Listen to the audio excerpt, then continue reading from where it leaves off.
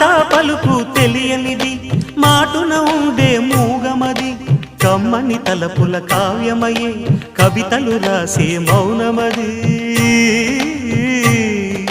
రాగల రోజుల ఊహలకి స్వాగతమిచ్చే రాగమది శృతిలయలరగని ఊపిరికి స్వరములు కూర్చే గానమది ఋతువుల రంగులు మార్చేది కల్పన కలిగిన మది భావం బ్రతుకును పాటగా మలిచేది మనసున కదిలిన మృదునాదం కలవనిది